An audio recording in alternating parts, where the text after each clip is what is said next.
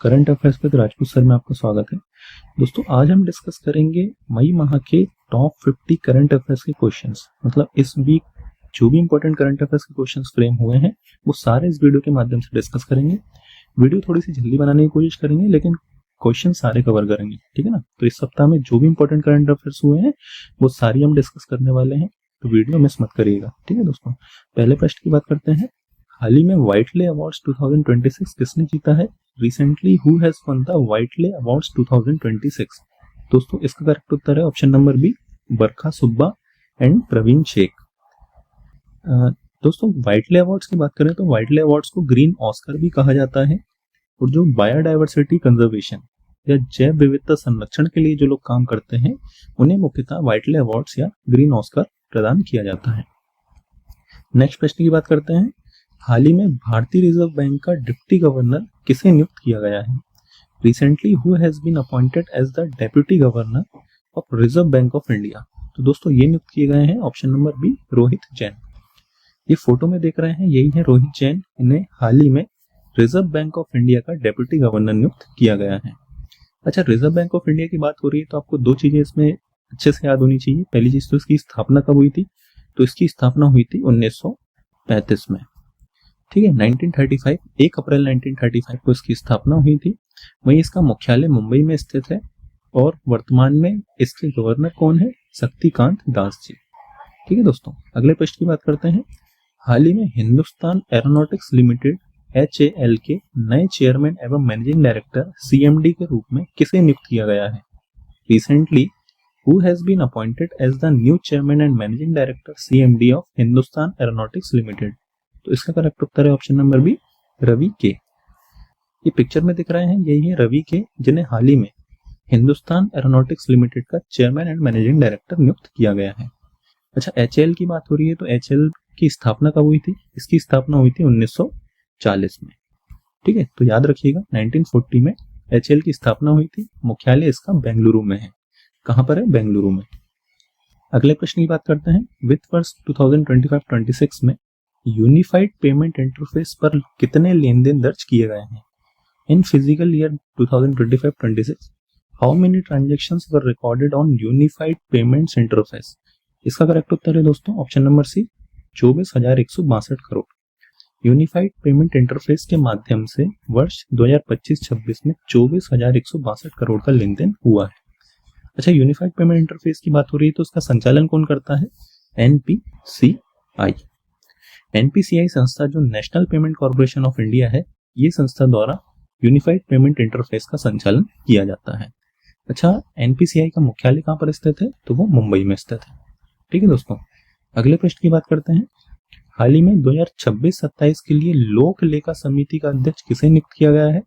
Recently who has been appointed as the chairperson of the public account committee PAC for 2026-27? तो ये नियुक्त हुए हैं KC वेणुगोपाल जी, ठीक है। लोकसभा के जो अध्यक्ष हैं ओम बिरला जी, इन्होंने लोक लेखा समिति या पब्लिक अकाउंट्स कमेटी के नए अध्यक्ष बनाए हैं KC वेणुगोपाल, है ना। ये इमेज में दिख रहे हैं यही है KC वेणुगोपाल। अगले प्रश्न की बात करते हैं। हाल ही में मई 2026 में प्रसार भारती का चेयरमैन किसे नियुक्त किया गया है? Recently who has been appointed as the chairman of Prasar Bharati? तो ये नियुक्त हुए option number A, Prasoon Joshi, है ना। प्रसार भारती के नए चेयरमैन प्रसून जोशी को बनाए गए हैं। अच्छा, प्रसार भारती क्या है? ये एक्चुअली पब्लिक सर्विस ब्रॉडकास्ट एक ब्रॉडकास्टिंग कंपनी है जिसका संचालन गवर्नमेंट द्वारा किया जाता है, जिसकी स्थापना 1997 में की गई थी, है ना, याद रखिएगा। अच्छा, इसका मुख्यालय कहां पर है? इसका मुख्यालय है न्यू दिल्ली में। न्यू दिल्ली में प्रसार भारती का हेडक्वार्टर स्थित है। अगले प्रश्न की बात करते हैं। मई 2026 में भारत का पहला पोर्टेबल बेडसाइड MRI सिस्टम किस संस्थान ने शुरू किया है? Which institutions has introduced India's first portable bedside MRI system in May 2026? इसका करेक्ट उत्तर है option number A, all India institute of medical science new Delhi. AIIMS Delhi द्वारा भारत का पहला पोर्टेबल बेडसाइड MRI सिस्टम संस्थान शुरू किया गया है। अच्छा, ये पोर्टेबल बेडसाइड MRI सिस्टम है, मतलब इतना इजीली इससे MRI की जा सकती है। किसी भी मरीज को उसके पास जाने की आवश्यकता नहीं है। इस MRI मशीन को मरीज के पास ले जाके आसानी से जो भी बॉडी पार्ट्स की इमेज लेना है वो ले जा सकती है। अच्छा, एमआरआई का फुल फॉर्म क्या होता है? एमआरआई का फुल फॉर्म होता है मैग्नेटिक रेजोनेंस इमेजिंग। ठीक है, इतनी चीज याद रखिएगा। अगले प्रश्न की बात करते हैं। विश्व एथलेटिक्स रिले 2026 का आयोजन कहाँ किया जा रहा है? Where is the world athletics relay being held? तो it is held in Gaborone, Botswana. Gaborone, Botswana में विश्व एथलेटिक्स रिले या वर्ल्ड एथलेटिक्स रिले का आयोजन किया जा रहा है। अगले प्रश्न की बात करते हैं। नॉर्थ टेक सिंपोजियम 2026 का आयोजन कहाँ किया जा रहा है? Where is the north tech symposium 2026 being held? So it is held in Prayagraj.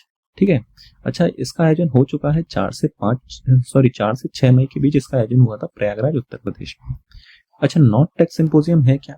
देखिए, इंडियन आर्मी में जो आर्टिफिशियल इंटेलिजेंस से संचालित होने वाले ड्रोन्स हो गए या सर्विलांस सिस्टम हो गए या डिफेंस टेक्नोलॉजी हो गई, इन सबको किस प्रकार इंप्रूव किया जाए उसके विषय में चर्चा हुई है नॉर्थ टेक सिंपोजियम में, है ना। जो इंडियन आर्मी के जो आर्मी ऑफिसर्स थे उन्होंने इसमें भाग लिया था और इसका आयोजन कहाँ हुआ है? प्रयागराज, उत्तर प्रदेश में। ठीक है, अगले प्रश्न की बात करते हैं। वर्ल्ड प्रेस फ्रीडम इंडेक्स 2026 में भारत की रैंक क्या है? What is India's rank in the world press freedom index 2026? तो इसका करेक्ट उत्तर है option number C, 157। World press freedom index में भारत का स्थान 157 रहा है। वहीं 2025 में इसका स्थान था 151, मतलब भारत देश का जो स्थान था 151, वो 2024 में 159, है ना। तो ये चीज याद रखिएगा, 2024 में 159, 2025 में 151 और 2026 में 157। रिपोर्ट कौन जारी करता है? Reporters without border, reporters without borders. ठीक है दोस्तों, अगले प्रश्न की बात करते हैं। हाल ही में सैन्य अभ्यास सिनबैक्स 2 2026 किन दो देशों के बीच आयोजित किया जा रहा है? Recently exercise SIMBEX 2 2026 is being conducted between which two countries? So it was conducted between Bharat and Cambodia. Bharat और कंबोडिया के मध्य सिनबैक्स 2026 एक्सरसाइज हुई है। अच्छा, कंबोडिया की बात हो रही है तो कंबोडिया की कैपिटल आप याद रखिएगा, नोम पेन। ठीक है, नोम पेन इसकी कैपिटल है और करेंसी यहाँ पर चलती है कंबोडियन रियल। ठीक है, कंबोडियन रियल। अगले प्रश्न की बात करते हैं। हाल ही में फटा मेयोन वोल्केनो किस देश में स्थित है? Recently, the Mayon volcano that erupted is located in which country? So it is located in Philippines. ठीक है, ये फिलीपींस में स्थित है। अच्छा, फिलीपींस की कैपिटल क्या है? मनीला। फिलीपींस की कैपिटल मनीला है और करेंसी कौन सी यूज होती है? फिलिपीनी पैसो, फिलिपीनी पैसो। अगले प्रश्न की बात करते हैं। हाल ही में अंतरराष्ट्रीय सूर्य दिवस कब मनाया गया है? Recently, when was International Sunday observed? So it was observed on 3 मई। 3 मई 2026 को इंटरनेशनल संडे मनाया जाता है। अच्छा, क्यों मनाया जाता है? सोलर एनर्जी और रिन्यूएबल एनर्जी के सोर्सेस के बारे में जनताओं के बीच जागरूकता फैलाई जाए, इसीलिए इंटरनेशनल संडे मनाया जाता है। ठीक है दोस्तों, नेक्स्ट प्रश्न की बात करते हैं। हाल ही में किस कंपनी द्वारा मिशन दृष्टि लॉन्च किया गया है? Recently mission Drishti has been launched by which company? So it was launched by GalaxEye. GalaxEye एक प्राइवेट स्पेस स्टार्टअप कंपनी है जिसके द्वारा मिशन दृष्टि में लॉन्च किया गया है। अच्छा, ये कंपनी किसके द्वारा बनाई गई है? ये आईआईटी मद्रास के कुछ इंजीनियर्स थे, इनके द्वारा गैलेक्सी आई का निर्माण या जो स्थापना की गई है। और मिशन दृष्टि क्या बोलता है? मिशन दृष्टि के माध्यम से कैलिफोर्निया, उत्तर प्रदेश से फैल्कन 9 रॉकेट के माध्यम से ऑक्टो एसएआर सैटेलाइट लॉन्च की गई थी, है ना। ऑक्टो एसएआर सैटेलाइट जिससे जो भी इमरजेंसी मैनेजमेंट है या डिजास्टर मैनेजमेंट है या एग्रीकल्चर के जो क्षेत्र हैं उनकी क्लियर इमेज देखने में मदद मिलेगी। ठीक है दोस्तों, अगले प्रश्न की बात करते हैं।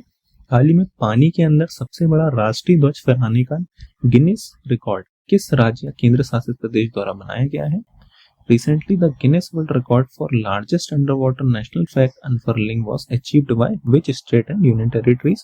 So इसका करेक्ट उत्तर है option number B, Andaman and Nicobar island, है ना। हाल ही में अंडमान एंड निकोबार आइलैंड के राधा नगर बीच में समुद्र के अंदर लगभग 2400 स्क्वायर मीटर का तिरंगा फहराया गया है ना, जो जिसका रिकॉर्ड जो है गिनीज वर्ल्ड रिकॉर्ड में दर्ज किया गया है। और ये largest under water national flag unfurling है, या पानी के अंदर सबसे बड़ा राष्ट्रीय ध्वज फहराने का अपने आप में एक रिकॉर्ड है। ठीक है दोस्तों, अगले प्रश्न की बात करते हैं।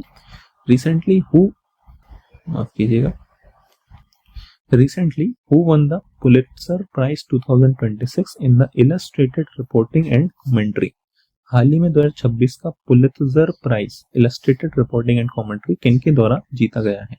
तो इसका करेक्ट उत्तर है option number B, Anand RK, Suparna Sharma and Natalie Obiko Pearson.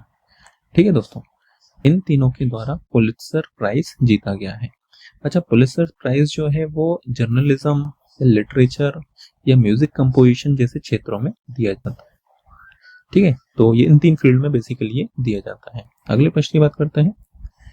Which company acquired 51% controlling stake in Colombo dockyard PLC? हाल ही में किस कंपनी द्वारा कोलंबो डॉकयार्ड पीएलसी में 51% नियंत्रक हिस्सेदारी हासिल की है? तो दोस्तों ये हासिल की option number C, Mazagon dock shipbuilders limited. ठीक है, हाल ही में मजगांव डॉक शिपबिल्डर्स लिमिटेड जो कि भारतीय सरकार के अंडर में संचालित किया जाता है, इसके द्वारा 51% हिस्सेदारी कोलंबो डॉकयार्ड पीएलसी की ले ली है ना। और ये भारत का पहला अंतरराष्ट्रीय शिप ग्रहण अधिग्रहण करने वाला पहला जो कह सकते हैं डॉकयार्ड बन चुका है। ठीक है दोस्तों, अगले प्रश्न की बात करते हैं। विश्व अस्थमा दिवस 2026 का कब मनाया जाता है? When is World Asthma Day 2026 observed? So it is observed in 5th of May 2026। ठीक है दोस्तों, प्रत्येक वर्ष 5 मई 2026 को वर्ल्ड अस्थमा डे मनाया जाता है। अच्छा, नाम से ही समझ में आ रहा है कि अस्थमा डे क्यों? अस्थमा के प्रति या अस्थमा जैसी बीमारी के प्रति किस प्रकार रोकथाम बढ़ाई जाए, इसकी जागरूकता फैलाने के लिए अस्थमा दिवस मनाया जाता है। थीम इंपॉर्टेंट है, access to anti inflammatory inhalers for everyone with asthma still an urgent need. Asthma से पीड़ित सभी लोगों के लिए सूजन रोधी इनहेलर की उपलब्धता एक अत्यावश्यक आवश्यकता। ठीक है दोस्तों, अगले प्रश्न की बात करते हैं। हाल ही में रेल मंत्रालय द्वारा कौन सा रेलवे जोन गठित किया गया है? Recently which railway zone has been created by the ministry of railways? तो इसका करेक्ट उत्तर है option number B, South Coast railway. हाल ही में इंडियन रेलवे द्वारा साउथ कोस्ट रेलवे करके एक नया रेलवे जोन बनाया गया है जो कि 18वां रेलवे जोन है। ठीक है, 18वां रेलवे जोन है। इससे पहले 17 रेलवे जोन संचालित होते थे इंडियन रेलवे में, और साउथ कोस्ट रेलवे मिलाकर अब 18 रेलवे जोन हो गए हैं। अच्छा, हेडक्वार्टर याद रखिएगा, इसका हेडक्वार्टर है विशाखापट्टनम, आंध्र प्रदेश में। अगले प्रश्न की बात करते हैं। कौन सा जिला भारत का पहला पर्ल फार्मिंग क्लस्टर बनने जा रहा है? Which district is set to become India's first pearl farming cluster? इसका करेक्ट उत्तर है दोस्तों option number B, Hazaribagh. Hazaribagh जो कि झारखंड में स्थित है, यहीं पर भारत का पहला पर्ल फार्मिंग क्लस्टर बनाया जा रहा है, जहां पर पर्ल की फार्मिंग होगी। पर्ल मतलब मोतियों की फार्मिंग करने के लिए क्लस्टर बनाया जा रहा है। अगले प्रश्न की बात करते हैं। थॉमस कप 2026 में भारत ने कौन सा पदक जीता है? Which medal did India win at the Thomas cup 2026? इसका करेक्ट उत्तर है option number C, bronze medal. देखिए, थॉमस कप का आयोजन हॉर्सेंस डेनमार्क में किया गया था और यहाँ पर भारत द्वारा ब्रॉन्ज मेडल जीता गया है। ठीक है दोस्तों, अगले प्रश्न की बात करते हैं। राष्ट्रीय दुर्लभ रोग सम्मेलन 2026 कहाँ आयोजित किया जा रहा है? Where is the national conference on rare disease 2026 being held? So it is held in New Delhi. ये नई दिल्ली में इसका आयोजन किया जा रहा है। अच्छा, इसका आयोजन कौन सी मिनिस्ट्री द्वारा किया जा रहा है? स्वास्थ्य एवं परिवार कल्याण मंत्रालय। ठीक है दोस्तों, अगले प्रश्न की बात करते हैं। किरण मजूमदार शॉ ने बायोकॉन में अपना उत्तराधिकारी किसे घोषित किया गया है? Who has been announced as the successor of Kiran Mazumdar Shaw at Biocon? तो दोस्तों इसका करेक्ट उत्तर है क्लेयर मजूमदार जो कि इनकी भतीजी है। ठीक है, ऑप्शन में मत जाएगा। क्लेयर मजूमदार जो कि किरण मजूमदार शॉ की भतीजी है, इनके द्वारा जो बायोकॉन कंपनी लिमिटेड है उनकी नई फाउंडर एंड सीईओ के लिए उत्तराधिकारी नियुक्त कर दिया गया है। किसके द्वारा किया गया है? किरण मजूमदार शॉ के द्वारा। वर्तमान में जो क्लेयर मजूमदार है ये किस पोस्ट पर है? ये बाइकेरा थेरापेटिक्स की फाउंडर और सीईओ है। किसकी? बाइकेरा थेरापेटिक्स की। अगले प्रश्न की बात करते हैं। रिसेंटली या हाल ही में भारत के नौसेना प्रमुख ने किस देश की नौसेना प्रमुख से मुलाकात की है? Recently chief of the naval staff of India recently met the naval leadership of which country? तो इसका करेक्ट उत्तर है ऑप्शन नंबर सी, म्यांमार। हाल ही में भारत के नौसेना एडमिरल दिनेश के त्रिपाठी द्वारा म्यांमार के जो नौसेना प्रमुख है एडमिरल हितिन विन इनके द्वारा मतलब इनकी आपस में मुलाकात की गई है। और मुलाकात का मुख्य कारण था नेवी या इंडियन डिफेंस के बीच जो भी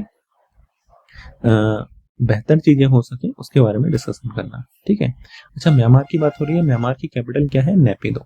ठीक है, म्यांमार की कैपिटल क्या है? नेपिदो। अगले प्रश्न की बात करते हैं। RV. Chaudhary who recently passed away was associated with which profession? हाल ही में निधन हुए आर.वी. चौधरी किस क्षेत्र से जुड़े हैं? तो दोस्तों ये जुड़े हैं फिल्म निर्माण या फिल्म प्रोडक्शन से रिलेटेड, है ना। हाल ही में रोड एक्सीडेंट के वजह से इनकी मृत्यु हो गई थी और इसी चक्कर में काफी चर्चा में रहे थे। तो आर.वी. चौधरी जी किस प्रोफेशन से रिलेटेड है? फिल्म प्रोडक्शन से। अगले प्रश्न की बात करते हैं। Recently, the Andes mountain range, where a rare tree species was discovered, is located on which continent? हाल ही में एंडीज पर्वत श्रृंखला जहां एक दुर्लभ वृक्ष प्रजाति खोजी गई है किस महाद्वीप में स्थित है? तो ये स्थित है साउथ अमेरिका में। कहां पर स्थित है? साउथ अमेरिका में। ठीक है दोस्तों, अगले प्रश्न की बात करते हैं। हाल ही में सर्वोच्च न्यायालय के न्यायाधीशों की संख्या बढ़ाने हेतु किस संशोधन विधेयक को संसद में प्रस्तुत करने की मंजूरी दी गई है? Recently, which amendment bill has been approved to be introduced in Parliament for increasing the number of judges in the Supreme Court? इसका करेक्ट उत्तर है option number B, Supreme Court number of जजेस amendment bill 2026। Supreme Court number of जजेस amendment bill 2026 को संसद में प्रस्तुत करने की मंजूरी मिल गई है और इसमें जजों की संख्या 33 से बढ़ाकर 37 करने का प्रस्ताव है।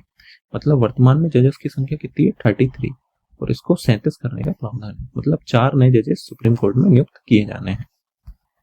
अगले प्रश्न की बात करते हैं। हाल ही में 1570 करोड़ की लागत से अत्याधुनिक शिप रिपेयर फैसिलिटी विकसित करने की मंजूरी किस स्थान पर दी गई है? Recently, the approval for developing a state-of-the-art ship repair facility with an investment of 1570 crore has been given at which place? So it was given place वादीनार जो कि गुजरात में स्थित है। यहीं पर शिप रिपेयर फैसिलिटी बनाने के लिए जमीन वगैरह दी गई है और इसकी लागत कितनी है दोस्तों? 1570 करोड़। अच्छा, शिप रिपेयर फैसिलिटी मतलब जो भी जो कमर्शियल वेसल्स वगैरह होते हैं या फिर जो फॉरेन से शिप्स वगैरह आती हैं उनकी रिपेयरमेंट के लिए ये शिप रिपेयर फैसिलिटी प्रोवाइड की जा रही है, जिसकी मंजूरी कैबिनेट जो नरेंद्र मोदी जी की अध्यक्षता में कैबिनेट हुई है उनके द्वारा दे दी गई है। ठीक है दोस्तों, अगले प्रश्न की बात करते हैं। हाल ही में 2026-27 शुगर सीजन के लिए गन्ने का उचित एवं लाभकारी मूल्य कितना निर्धारित किया गया है? Recently, what has been fixed as the fair and remunerative price of sugarcane for the sugar season 2026-27? कितना फिक्स किया गया? 365। मतलब कोई भी जो शुगर कैन का फार्मर है वो 365 रुपए प्रति क्विंटल से नीचे में कोई भी मंडी द्वारा 365 रुपए प्रति क्विंटल से कम में गन्ना नहीं खरीदेगा और ना ही फार्मर बेच सकता है। इतना कम से कम निम्न मूल्य एक फार्मर को दिया जाना कंपलसरी कर दिया गया है। अच्छा, ये कंपलसरी को क्या बोलते हैं? फेयर एंड रिम्यूनरेटिव प्राइस, जो कि गन्ने के लिए फिक्स रेट होता है। ठीक है दोस्तों, अगले प्रश्न की बात करते हैं। Brain computer interface BCI expanding neural frontiers and it's strategic implication सम्मेलन का उद्घाटन किसने किया है? Who inaugurated the conference titled brain computer interface expanding neural frontiers and it's strategic implications? इसका करेक्ट उत्तर है जनरल अनिल चौहान। देखिए, वर्तमान में जो इंडियन आर्मी के जो चीफ हैं वो है अनिल चौहान जी और इन्हीं के द्वारा ब्रेन कंप्यूटर इंटरफेस का इनॉग्रेशन किया गया है। ब्रेन कंप्यूटर इंटरफेस मतलब ब्रेन और कंप्यूटर के बीच में एक सामंजस्य बैठ सके, जैसा जैसा ब्रेन बोले वैसा कंप्यूटर ऑटोमेटिकली इंटरफेसिंग दे सके या वैसा कार्य कर सके, इसके विषय में चर्चा की गई। अगले प्रश्न की बात करते हैं। IIT मद्रास टेक्नोलॉजी समिट 2026 का आयोजन किस स्थान पर हुआ है? The IIT Madras technology summit 2026 was held at which venue? इसका करेक्ट उत्तर है option number B, Bharat Mandapam. दोस्तों, भारत मंडपम न्यू दिल्ली में स्थित है और यहीं पर IIT मद्रास टेक्नोलॉजी समिट का आयोजन किया गया है। अगले प्रश्न की बात करते हैं। हाल ही में वित्तीय सेवा विभाग DFS ने क्षेत्रीय ग्रामीण बैंकों RRBs के लिए वायबिलिटी प्लान 2.0 को किस अवधि के लिए मंजूरी दी है? Recently, the Department of Financial Services DFS approved Viability Plan 2.0 for Regional Rural Bank for which period? इसका करेक्ट उत्तर है ऑप्शन नंबर बी 2025-26 से 2027-28। देखिए वायबिलिटी प्लान 1 भी लॉन्च हुआ था जो 2021-22 से लेके 24-25 तक था, ठीक है, 22 से लेके 25 तक था, और वर्तमान में इसकी अवधि 25-26 से लेके 27-28 तक कर दी गई है। ठीक है दोस्तों, अगले प्रश्न की बात करते हैं। 5 मई 2026 को सेंट्रल प्रभारी ऑफिसर पोर्टल किस संगठन द्वारा लॉन्च किया गया है? Which organization launched the Central प्रभारी officer portal on 5th of May 2026? तो ये किसके द्वारा लॉन्च किया गया है? Option number B NITI Aayog द्वारा। किसके द्वारा? नीति आयोग द्वारा।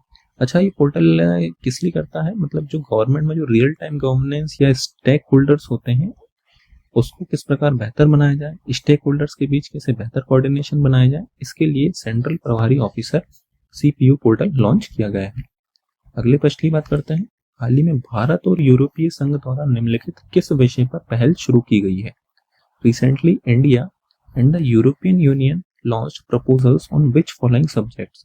इसका करेक्ट उत्तर option number C recycling of EV batteries. Electronic vehicle की जो बैटरीज है उसको किस प्रकार रिसाइकल किया जाए या इसका जो रॉ मटेरियल है उसको किस प्रकार सिक्योर किया जाए, इसको इस पर काम करने के लिए भारत और यूरोपीय संघ की मीटिंग हुई थी। अगले प्रश्न की बात करते हैं दोस्तों। UIDAI और NFSU ने भारत के आधार आधारित डिजिटल इकोसिस्टम के किस क्षेत्र को मजबूत करने के लिए 5 वर्षीय MOU पर हस्ताक्षर किए हैं? UIDAI and NFSU signed a 5-year MOU to strengthen which area of India's Aadhaar based digital ecosystem? इसका करेक्ट उत्तर है cyber security and digital forensics. ठीक है, UIDAI यानी unique identification authority of India और NFSU यानी नेशनल NFSU माफ कीजिएगा, NFSU जिसका फुल फॉर्म होता है नेशनल फॉरेंसिक साइंस यूनिवर्सिटी, है ना।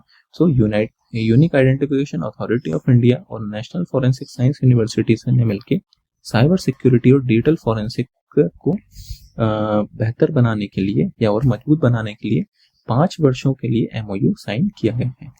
ठीक है दोस्तों, अगले प्रश्न की बात करते हैं। समावेशी शिक्षा को बढ़ावा देने के लिए प्रशस्त 2.0 किस संगठन ने लॉन्च किया है? विच organisation launched Prashast 2.0 to promote inclusive education? इसका करेक्ट उत्तर है option number C NCERT। National council of education research and training ने प्रशस्त 2.0 लॉन्च किया है। अच्छा, क्या है प्रशस्त 2.0? ये एक प्रकार का टूल है जिसके माध्यम से बच्चों की डिसेबिलिटी से वो पता चल पाएगी, है ना। 21 तरीके की डिसेबिलिटी ये पता करने में सक्षम है। और प्रशस्त का मतलब समावेशी शिक्षा, मतलब हर प्रकार का बच्चा समान तरीके से शिक्षा प्राप्त कर पाए, इसीलिए प्रशस्त 2.0 लॉन्च किया गया है। अच्छा, जो डिसेबिलिटी के लिए जो रूल अप्लाई होता है वो होता है right of person with disabilities act 2016 और इसी नियम के तहत प्रशस्त 2.0 लॉन्च किया गया है। अगले प्रश्न की बात करते हैं। सांता मार्टा जलवायु कॉन्फ्रेंस 2026 की मेजबानी किन देशों ने की है? Which countries hosted the Santa Marta climate conference 2026? तो इसकी मेजबानी की है कोलंबिया और नेदरलैंड ने। ठीक है, सांता मार्टा शहर जो है कोलंबिया में स्थित है और यहीं पर इन दोनों देशों की कॉन्फ्रेंस हुई है। ठीक है, अच्छा, किस विषय में कॉन्फ्रेंस हुई है? क्लाइमेट चेंज को लेके, क्लाइमेट में जो चेंजेस होते हैं उस पर किस प्रकार कंट्रोल किया जाए, इस विषय में चर्चा की गई है। अगले प्रश्न की बात करते हैं। Who has been appointed as the non-executive chairman of Vodafone Idea Limited? Vodafone idea का नॉन एग्जीक्यूटिव चेयरमैन किसे नियुक्त किया गया है? तो ये नियुक्त किया गया है कुमार मंगलम जी को, है ना दोस्तों। ये है फोटो में दिख रहे हैं, ये है कुमार मंगलम जी, इन्हीं को वोडाफोन आइडिया लिमिटेड का नॉन एग्जीक्यूटिव चेयरमैन नियुक्त किया गया है। ठीक है दोस्तों, अगले प्रश्न की बात करते हैं। हाल ही में मई 2026 में केंद्रीय फिल्म प्रमाणन बोर्ड CBSE का अध्यक्ष किसे नियुक्त किया गया है? Recently, who has been appointed as the chairperson of the Central Board of Film Certification CBFC? इसका करेक्ट उत्तर है दोस्तों शशि शेखर वेम्पति। शशि शेखर वेम्पति जी को CBFC का नया चेयरमैन नियुक्त कर दिया गया है। ठीक है दोस्तों, अगले प्रश्न की बात करते हैं। भारत और वियतनाम ने वर्ष 2030 तक द्विपक्षीय व्यापार का लक्ष्य कितना निर्धारित किया है? India and Vietnam have set a bilateral trade target of how much by 2030? तो ये टारगेट फिक्स किया है दोस्तों $25 ट्रिलियन का। ठीक है, हाल ही में वियतनाम के जो प्रधानमंत्री हैं टो लैम, इनका दौरा हुआ था भारत में और इनसे वार्तालाप हुई थी प्रधानमंत्री नरेंद्र मोदी जी की, जिनके बीच समझौता हुआ है कि वर्ष 2030 तक द्विपक्षीय व्यापार मतलब बायलैटरल ट्रेड किया जाएगा और इसके लिए 25 बिलियन अमेरिकन डॉलर भी सैंक्शन किए गए हैं। अच्छा, वियतनाम की कैपिटल क्या है? हैनोई। और सबसे बड़ा शहर कौन सा है इसका? हो ची मिन सिटी। अगले प्रश्न की बात करते हैं। मई 2026 में इंडिया पोस्ट का 100वां एन जनरेशन पोस्ट ऑफिस कहाँ उद्घाटित किया गया है? Where was the 100th N generation post office of India Post inaugurated in May 2026? So it was inaugurated in Northeastern Hill University. Northeastern Hill University जो कि मेघालय शिलोंग में स्थित है, यहीं पर भारत का 100वां एन जनरेशन पोस्ट ऑफिस लॉन्च किया गया है। अच्छा, एन जनरेशन पोस्ट ऑफिस का मतलब भारत के जो युवा हैं या जो शिक्षक हैं, कैंपस निवासी हैं, उन्हें किस प्रकार डिजिटल या स्मार्ट डाक सेवा प्रोवाइड किया जाए, इसके लिए एन जनरेशन पोस्ट ऑफिस का उद्घाटन किया गया है। अच्छा, किसके द्वारा उद्घाटन किया गया है? ज्योतिरादित्य माधवराव सिंधिया के द्वारा। कौन है ज्योतिरादित्य माधवराव सिंधिया? केंद्रीय संचार और पूर्वोत्तर क्षेत्र के विकास मंत्री हैं। ठीक है दोस्तों, अगले प्रश्न की बात करते हैं। वेब्स डॉक बाजार का दूसरा संस्करण 2026 में कहाँ आयोजित किया जाएगा? Where will the second edition of Waves Dock Bazaar 2026 be held? So it was held in NFDC complex Mumbai. NFDC का फुल फॉर्म है नेशनल फिल्म डेवलपमेंट कॉर्पोरेशन, जो कि मुंबई में स्थित है। और इसका जो वेब्स डॉक बाजार का जो संस्करण है, ये 16 से 18 जून है ना, 16 से 18 जून के मध्य 2026 में इसका आयोजन किया जाएगा मुंबई इंटरनेशनल फिल्म फेस्टिवल के साथ। ठीक है दोस्तों, अगले प्रश्न की बात करते हैं।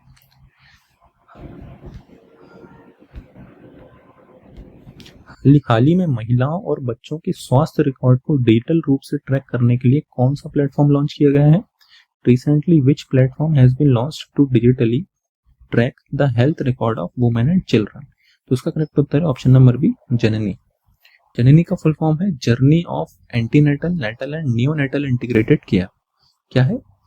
Journey of antenatal, natal and neonatal integrated care. महिलाओं और बच्चों के जो स्वास्थ्य रिकॉर्ड है उसको किस प्रकार अच्छे से संचालित किया जाए या उसके डैशबोर्ड बनाया जाए, इसके लिए जननी पोर्टल लॉन्च किया गया है। अगले प्रश्न की बात करते हैं। हाल ही में वर्ष 2026 में साउथ एशिया रीजनल टाइटल किसने जीता है? Recently who one the south Asia regional title in 2026? तो इसकी विजेता रही है सोमा मंडल। अच्छा, सोमा मंडल जी एक शिक्षिका हैं जो कि GD Goenka public school new Delhi की शिक्षिका हैं और इन्हीं के द्वारा साउथ एशिया रीजनल टाइटल जीता गया है। अगले प्रश्न की बात करते हैं। हाल ही में भारत की पहली स्पेस टेक यूनिकॉर्न कंपनी कौन बनी है? Which company became the first space technology unicorn company? तो ये बनी है option number B, Skyroot Aerospace, है ना। स्काई रूट एरोस्पेस जिन्होंने हाल ही में $1 बिलियन का जो सैंक्शन हुआ है वो प्राप्त किया है, जिसकी बदौलत इसे स्पेस टेक्नोलॉजी यूनिकॉर्न का दर्जा मिला है। ये भारत की प्राइवेट एरोस्पेस कंपनी है। अगले प्रश्न की बात करते हैं। ऑपरेशन सिंदूर किस तिथि को शुरू किया गया था? Operation Sindoor was launched on which date? तो ये लॉन्च हुआ था 7 मई 2025 को, है ना दोस्तों। जैसे कि आपको पता है पहलगांव अटैक जो हुआ था जिसमें भारत के सिविलियंस मारे गए थे, उसी की जवाबी कार्रवाई में इंडियन आर्मी द्वारा ऑपरेशन सिंदूर 7 मई 2026 को लॉन्च किया गया था। अगले प्रश्न की बात करते हैं। मई 2026 में किस देश के प्रधानमंत्री संसद के अविश्वास प्रस्ताव में हार गए? In May 2026, the Prime Minister of which country lost a no confidence vote of Parliament? तो कौन सा देश है? Solomon islands. सोलोमन आइलैंड के प्रधानमंत्री जेरेमिया मेनेले, इनके द्वारा संसद में अविश्वास प्रस्ताव हार गए हैं, जिसके बदौलत प्राइम मिनिस्टर पद से इन्हें हटना पड़ सकता है। अच्छा, सोलोमन आइलैंड की कैपिटल क्या है? होनियारा। क्या है? होनियारा। अगले प्रश्न की बात करते हैं। राष्ट्रमंडल टेबल टेनिस चैंपियनशिप 2026 की मेजबानी कौन सा शहर करेगा? Which city will host the Commonwealth table tennis championship 2026? तो यह होस्ट करेगा न्यू दिल्ली, है ना। लगभग 35 से अधिक देश कॉमनवेल्थ टेबल टेनिस में शामिल होने के इच्छुक हैं, या संभावना है कि इतने देश कम से कम इसमें शामिल होंगे, और इसका आयोजन हो रहा है न्यू दिल्ली में। कौन सा स्टेडियम है? त्यागराज स्टेडियम, न्यू दिल्ली में इसका आयोजन होगा। अगले प्रश्न की बात करते हैं, विश्व एथलेटिक्स दिवस। विश्व एथलेटिक्स दिवस प्रतिवर्ष किस तिथि को मनाया जाता है? World athletics day is observe every year on, so it was observed on 7th of May every year. हर साल 7 मई को विश्व एथलेटिक्स दिवस मनाया जाता है। तो दोस्तों ये थे मई माह के जो ये वीक निकला है इसके सारे इंपॉर्टेंट करंट अफेयर्स है ना। करंट अफेयर्स के क्वेश्चंस यदि आते भी हैं तो यहीं से फ्रेम होंगे। वीडियो अच्छी लगी है तो लाइक सब्सक्राइब शेयर करना ना भूलें। Thank you.